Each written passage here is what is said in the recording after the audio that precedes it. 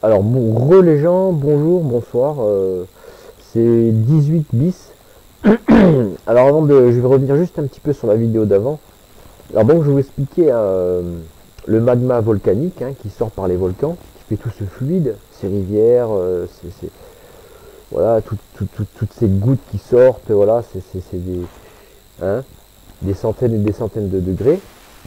Donc, voilà, tout ce liquide, hein, cette pâte, ce magma volcanique, d'accord, il faut qu'il soit vite refroidi pour que ça devienne du caillou. D'accord, c'est ce qu'on trouve tout autour. Expliquez-moi comment un liquide, d'accord, comment un liquide, quand vous le refroidissez, hein, même très rapidement, il peut faire ce genre de structure. Voilà, c'est de la roche basaltique, hein, c'est de la roche donc dite volcanique. Voilà. Bon,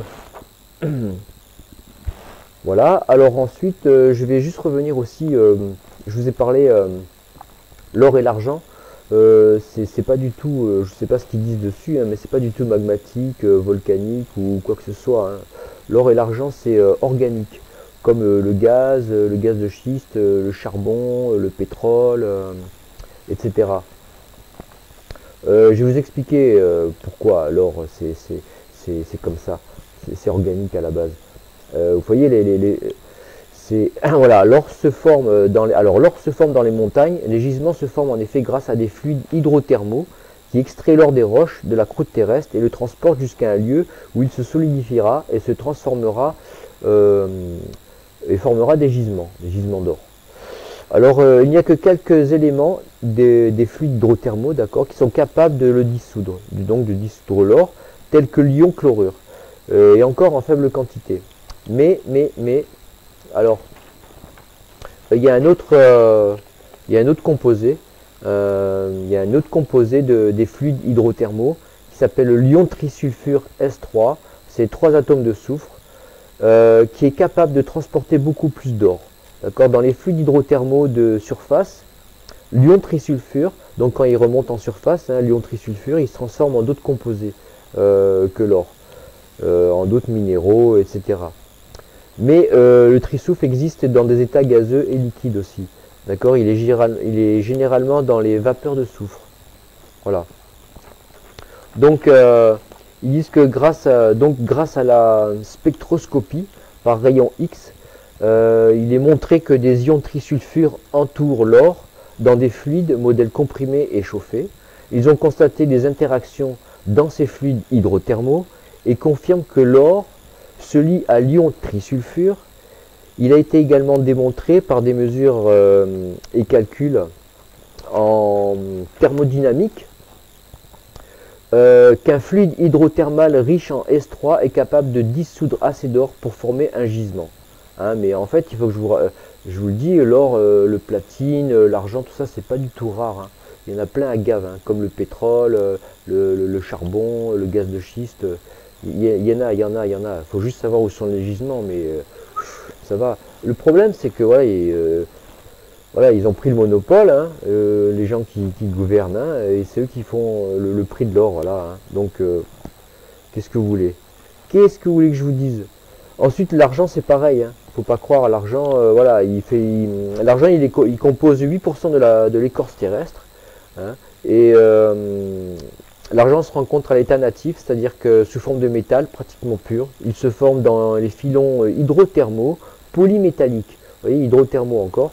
Particulièrement là où la nappe phréatique stagne. Voilà, ou dans les galènes. Alors c'est du sulfure naturel de plomb, le galène. Le galène argentifère. C'est des mines de plomb avec environ 2% d'argent dedans. Voilà. Bon, fin de la partie pour ça. Je vais attaquer la partie 2. Donc les corps, le corps et les pierres. Alors voilà, tout ce qui vit sur Terre est composé d'éléments organiques que l'on retrouve partout dans la nature. Tous ces éléments, comme l'eau, l'hydrogène, l'oxygène, le carbone et d'autres éléments, forment des combinaisons intelligentes pour maintenir la vie et la perpétuer. Pardon, nous produisons des courants électriques et générons un champ magnétique. Voilà, en fait tout ce qui vit hein, produit un champ magnétique, même les pierres, enfin pas toutes. Par exemple la magnétite, oui, Et la magnétite, si vous regardez bien, c'est en forme de pyramide. C'est pyramidal hein, comme agencement, c'est très bizarre. Ça me fait penser aux pyramides. Est-ce qu'il y a un rapport, d'accord, entre magnétisme, magnétite, champ magnétique, pyramide? Je pense que oui. Et bon, bref. Donc le corps humain est constitué à 90-95% d'eau. Hein, l'oxygène est l'élément le plus présent en masse dans le corps. Puis il y a le carbone, hein, et c'est l'élément de base des cellules organiques qui vient en deuxième position. 98,5% de la masse du corps est représentée par 6 éléments. L'oxygène, le carbone, l'hydrogène, l'azote, le calcium, le phosphore, et après il y a tout le reste, hein, le potassium, soufre, sodium, chlore, etc. Il y a 28 éléments. Donc ces éléments se retrouvent partout dans la nature et le sol. Le pétrole, le charbon, l'or, l'argent, le gaz de schiste et toutes les pierres en fait proviennent d'éléments organiques autrefois vivants. Je dis toutes les pierres, vous allez voir pourquoi. Je dis que toutes les pierres étaient même aussi des éléments organiques vivants. Qui par des procédés naturels, bactériologiques, chimiques, hydrothermiques, physiques, se sont transformés en liquides, minéraux et gaz. Vous voyez donc la vie organique, hein, une fois qu'elle était morte, qu'il n'y avait plus, elle s'est tout doucement décomposée, elle s'est transformée hein, par des éléments chimiques, des bactéries, tout ce que vous voulez. Et aujourd'hui, grâce à certains procédés, nous pouvons déterminer l'ADN d'une roche. Incroyable? Ben, pas tant que ça, non. Parce qu'en fait, il y a des techniques qui sont utilisées sur la roche granitique. C'est des combinaisons de méthodes suivantes. Alors, analyse pétrographique, c'est quantité et nature des minéraux, texture, etc. Donc, ils peuvent voir, d'après les veines d'une pierre, d'après sa formation, de quoi elle est composée, les cristaux, ce que c'était avant au niveau organique, quel élément organique ça représentait. Vous allez voir, c'est très intéressant parce qu'on retrouve les mêmes éléments, d'accord, chimiques, les mêmes, comment dire,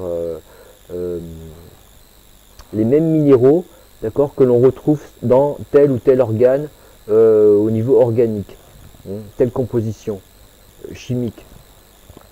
Et donc il dit le CTMNC propose une méthode scientifique de type ADN établie pour déterminer l'origine d'une pierre de manière indiscutable. Alors il y a l'analyse géochimique, alors il y a l'analyse majeure et il y a des traces donc d'isotopes radiogénétiques. Bon après ça devient un peu de la géologie compliquée, mais je ne veux pas trop rentrer dedans. Hein. Alors donc ces techniques nous permettent aujourd'hui, d'après les éléments trouvés dans une roche, d'après sa forme, sa texture et les divers éléments qui la composent, alors comme les couleurs, les veines dans les roches, etc., de savoir à quel élément organique il se réfère. Et j'ai fini par vous montrer quelques photos de roches qui étaient, avant d'être pétrifiées, cristallisées, des organismes biologiques. Là vous pouvez voir ça dans Mud Fossil University. C'est des vidéos qui vous expliquent, voilà, au niveau de la roche, ben ça représentait par exemple, je sais pas, un poumon, un cœur, une dent, ou alors un cheveu, la racine d'un cheveu, des trucs de fou, mais en plus, pardon, vous allez voir, on parle de gigantisme, c'est pas de notre taille. Hein. Alors voilà, je vous montre rapidos des photos et je termine par les photos, donc voilà. Alors là, vous avez l'analyse ADN de la pierre, ça représente, c'est un cerveau, d'accord. Ensuite, vous avez un cœur, vous avez une tête de reptile, un embryon dans une roche qui a été coupée en deux, d'accord, avec la couleur et la texture aussi de la couleur, un embryon qui est en formation, et des racines de cheveux. Une racine de cheveux où il y a un monsieur qui est assis juste à côté, vous allez voir, c'est impressionnant. Voilà, c'est du gigantissime, hein. Voilà, la tête de dragon, machin, le cheveu, le cerveau là-haut. Vous voyez, j'ai mis les noms à côté. Hop. Voilà. Hop. Voilà. Donc première photo. Bizarre, non, les formations rocheuses. On nous dit que c'est du basalte, que c'est de la roche volcanique qui fait ça. Vous voyez, encore de la roche volcanique. Hop. Voyez, hein, c'est un rocher, ça. C'est un rocher, mais il a une drôle de tête. Ça, pareil, c'est un rocher. On se demande bien ce que c'était avant. Voilà. Là, c'est pareil. Regardez cette empreinte de pied. Donc, vous voyez, on trouve tout un tas des milliers de choses sur Terre incroyables qu'on nous montre pas parce que bon, peut-être que voilà, comme je dis, ça dérange. Mais vous savez, pour avoir une empreinte de pied comme ça dans la roche, il faut que le rocher soit mou. Ou alors il a un pied qui peut faire fondre la roche, ou alors la roche était molle à ce moment-là. Ensuite, vous voyez, encore d'autres formations de roches. Hein. Voilà. Hop. C'est un petit peu système D. Hein. Vous avez vu comment je fais, hein. J'ai pas de matos. Voilà. On fait un peu comme ça. Regardez le crâne. Vous voyez? Voilà. Hop. Encore, là. Drôle de formation, non? Hop.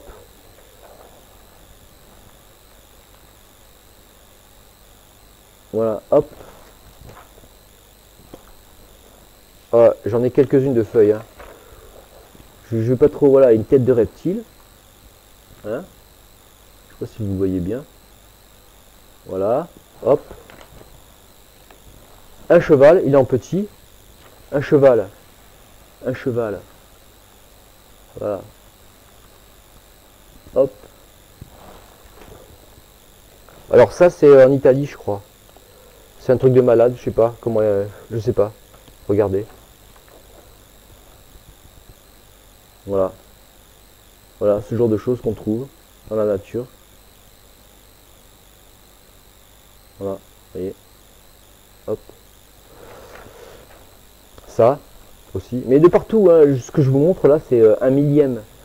Un 100 millième de ce qu'on trouve dans la nature. Vous pouvez, vous voyez, ce genre de formation rocheuse. Voilà. On se demande, hein. On se demande. Vous voyez là aussi. Regardez, hop. Vous voyez. Bon, je sais pas. Ça aussi. C'est en Bretagne ça, je crois. Ça, je sais pas où c'est. Hop. Un éléphant, non? Hop. Ça aussi. Vous pouvez mettre arrêt sur image, hein, si vous voulez. Voilà, l'empreinte de pied, n'est-ce pas? Encore une. Mais encore, ça, c'est une petite empreinte. Hein. Il y a des empreintes qui sont énormes, hein, qui font plusieurs centaines de mètres. C'est encore une empreinte de pied hein, dans le rocher. Donc, vous voyez, je pense qu'il faut que le rocher soit mou, non, quand même, pour faire ça. Enfin, je sais pas. Hein. Voilà. Vous voyez l'empreinte? Ensuite, ça, on sait pas. Hein. Ça ressemble à un animal. Il n'y a plus de tête. Mais voilà. Bon, encore, il y en a des plus impressionnantes. Hein. Alors ça, c'est un arbre complètement cristallisé. Une tranche d'arbre. Un tronçon d'arbre cristallisé. Vous imaginez? Complètement cristallisé. Comment ça peut être réalisé? C'est des cristaux qu'il y a dedans. Hein. Ça vient pas du magma. Hein. Vous voyez ce que je veux dire? Encore là, voilà. Vous voyez? La roche. Hein. Du basalte ou peu importe. Hein. Peu importe. Voilà. Et là, fin de la deuxième partie. Voilà. Hein, on dirait un poisson, non? Voilà. Bon. Ben, sur ce, c'est fini. Je vous laisse donc réfléchir hein, et puis vous poser des questions par rapport à tout ça. Et puis voilà, ben, j'espère que ça vous a plu. Allez, salut!